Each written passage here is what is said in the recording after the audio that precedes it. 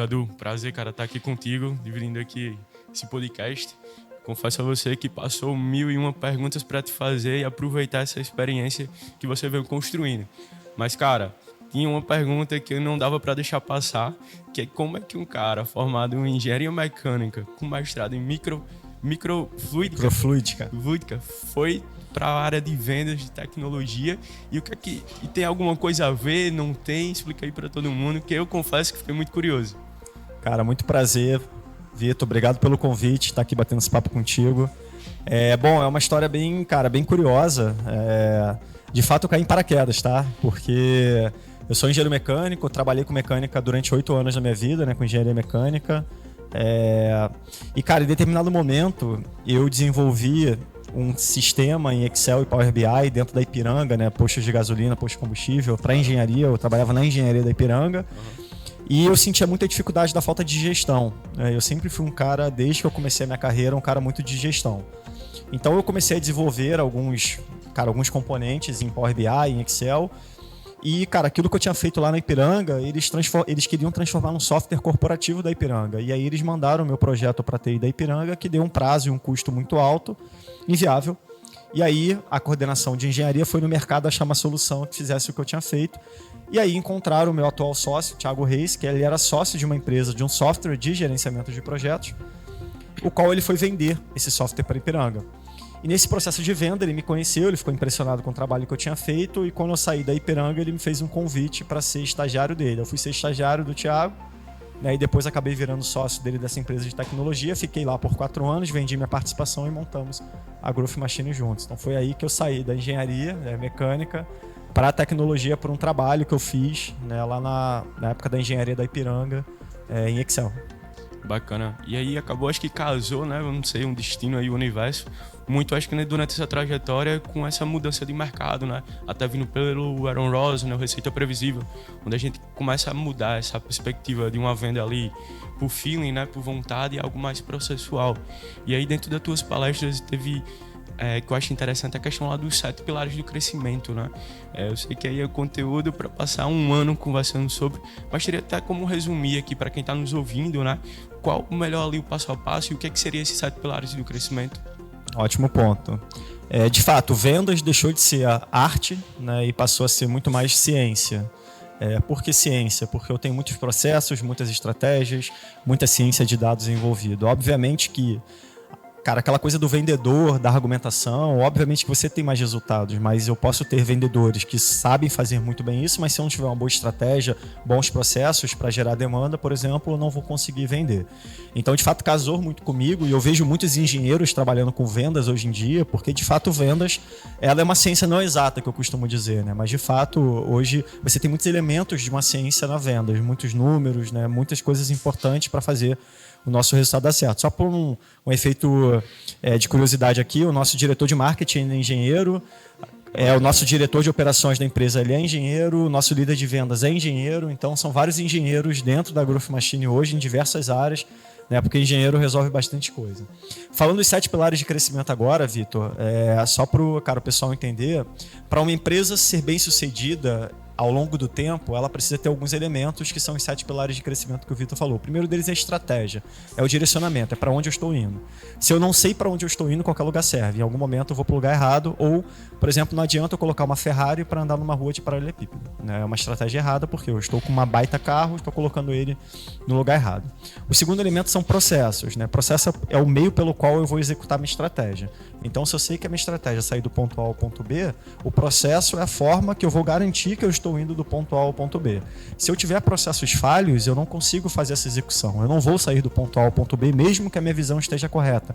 Eu tracei uma ótima estratégia, mas eu não vou conseguir. Você quer falar?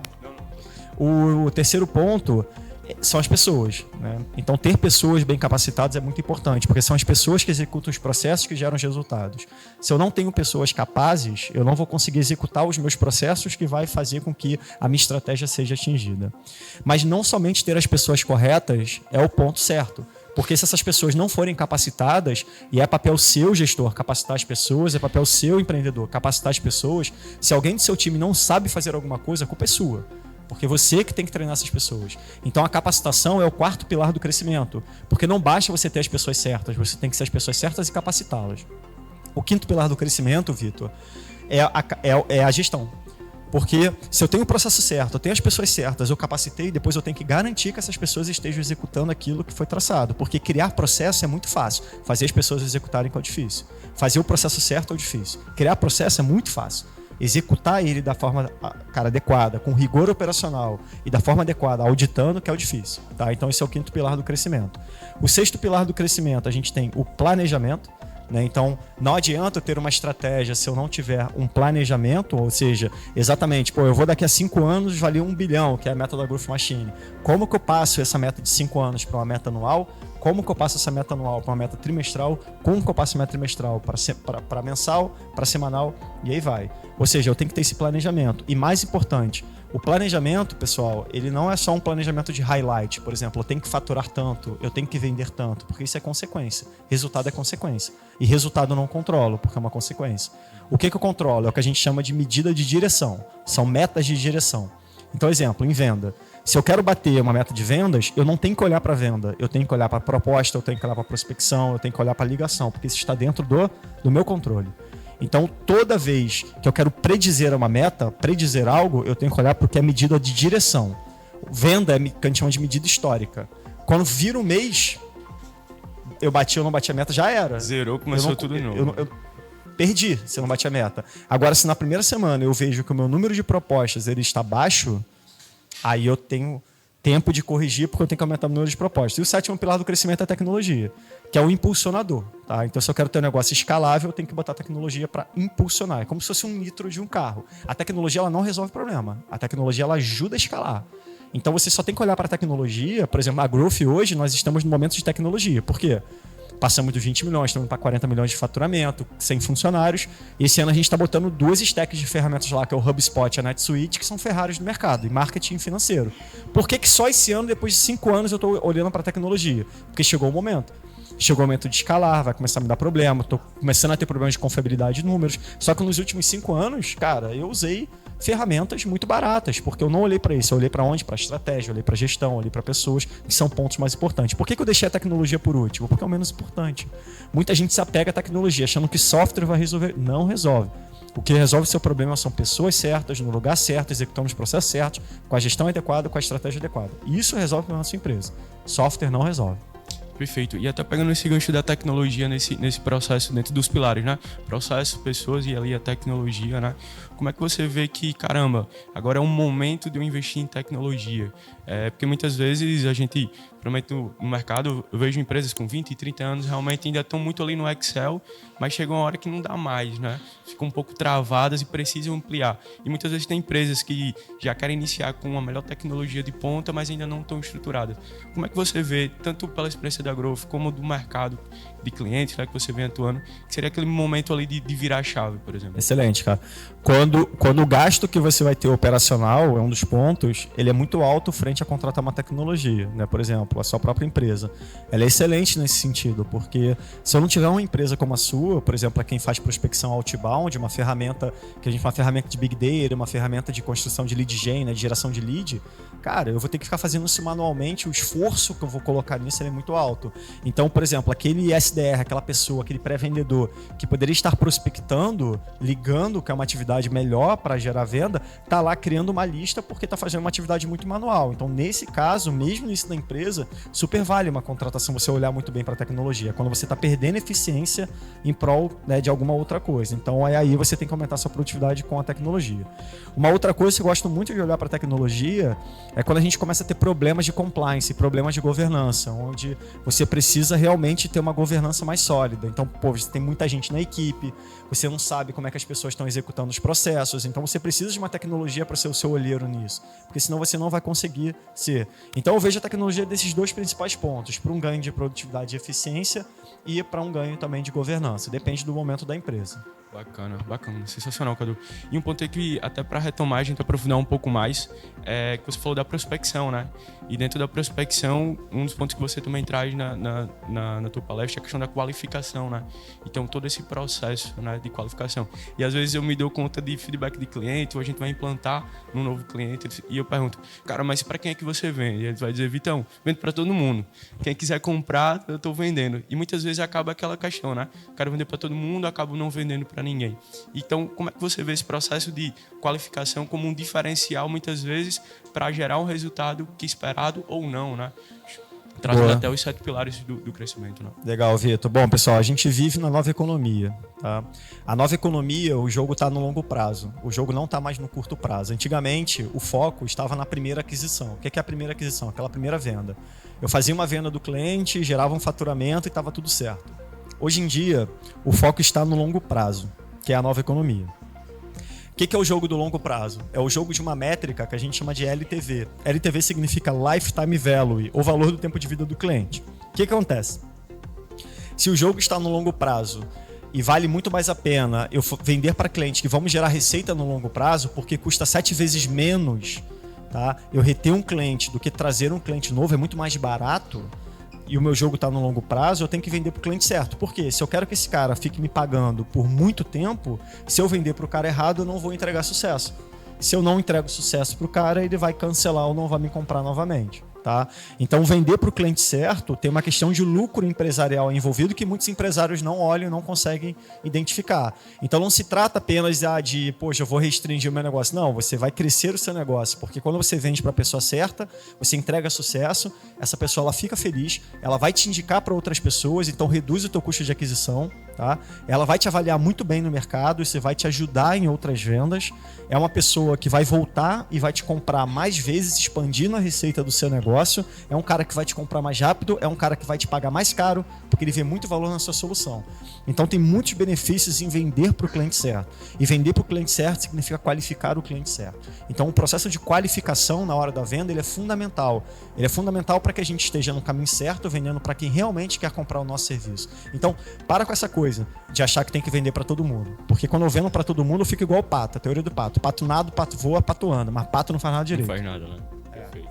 E aí a gente fala até muito do perfil ideal do cliente, né? Que talvez em outros segmentos não é tão difundido, né? Mas eu também vi, e aí foi algo que nas últimas edições eu parei para refletir que não vinha e apliquei o que você trouxe, que a gente fala muito do perfil ideal de cliente, mas também tem um perfil ideal de vendedor, né? E aí a gente volta àquela temática que você trouxe, né? Não necessariamente eu preciso ter pessoas boas no lugar certo, né? E como trazer, por exemplo, como conseguir dentro da minha rede, da minha carteira, dos meus colaboradores, conseguir enxergar qual é aquele meu melhor perfil de vendedor para otimizar tudo isso que eu estou fazendo.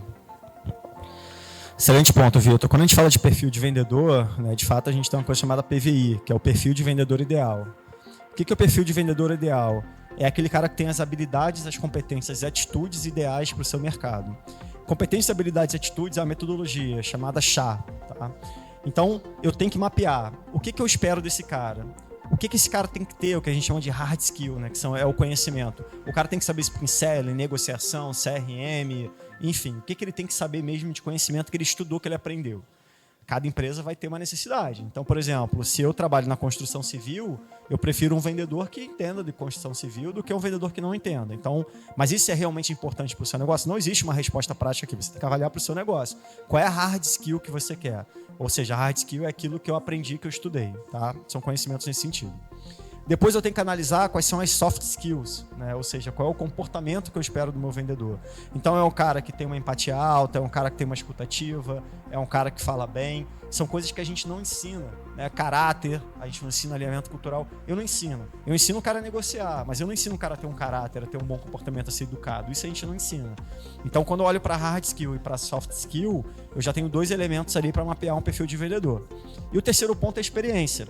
Então, por exemplo, se eu faço uma venda de alto ticket médio, eu não posso trazer um cara muito júnior, porque eu vou queimar os meus leads. Então eu tenho que trazer um cara com experiência. Então, experiência e alinhamento cultural, né? Porque a minha empresa ela pode ter uma cultura, por exemplo, lá na Growth Machine. Vou dar um exemplo do que aconteceu essa semana.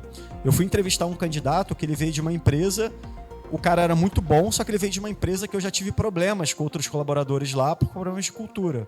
Que existe um choque cultural. Vamos dizer que a cultura dessa empresa a qual eu entrevistei essa pessoa era uma cultura fofinha, né? Muito focada em pessoas, né? Muito paz e amor, não bateu meta, tá tudo bem. E lá na Growth Machine não, a gente é cultura de resultado. Porque é o resultado que move a empresa. E cultura é sobre aquilo que a gente tolera. Se a gente tolera o baixo resultado, eu tenho uma empresa de baixo resultado. Eu não tolero o baixo resultado na Growth Machine.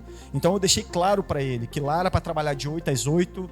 Não ia trabalhar de 8 às 8, mas eu sempre aperto, faço uma desvenda da vaga para a pessoa. E no dia seguinte o cara falou que não queria mais o processo. Tá? Então é muito isso. Esse cara era um cara que, pela hard skill dele, porra, excelente. Pela soft skill dele, era um cara muito bom. Agora, a cultura dele não estava alinhada com a nossa, né? Então, por esse motivo, ele não entrou. E olha que eu acabei até errando, eu iria errar, porque eu cheguei a aprovar e deixei na mão do líder. Só que quando o RH foi dar notícia, o cara tinha desistido já do processo pelo papo que eu tinha tido com ele. Então, perfil do vendedor ideal: hard skill, soft skill, experiência e cultura, alinhamento cultural. São pontos importantes. Cadu, como que eu defino isso? Tem que pensar em cada um desses pontos e entender o que faz sentido para o negócio de vocês. Tô muito perdido, tô na dúvida. Pega o seu melhor vendedor e mapeia os pontos. O que esse cara tem de muito bom e aí busca pessoas com perfil parecido. Não tenho vendedor hoje na minha empresa. O que eu faço? Vai na empresa do amigo seu, pergunta quem é o melhor vendedor dele, mapeia o perfil e começa a aplicar no seu processo de recrutamento e seleção. Perfeito, Cadu, sensacional. Acho que o conteúdo a gente acabou passando por várias temáticas interessantes, então quem está em casa está podendo ouvir e aprender bastante. Mas eu queria só deixar uma última pergunta, né? E aí já aproveitando a experiência que vocês têm dessa máquina de aceleração de vendas e de crescimento, né? Ano já começou, já passou o carnaval, não tem mais desculpa, né? Mas ainda não consegui bater meta. O que é que eu precisaria fazer agora? Rápido, já aplicar, por exemplo, segunda-feira, para tentar mudar esse quadro. Claro que a gente não está falando de fórmula mágica, né? Mas é algo que você poderia deixar para quem não está batendo meta já mudar esse quadro.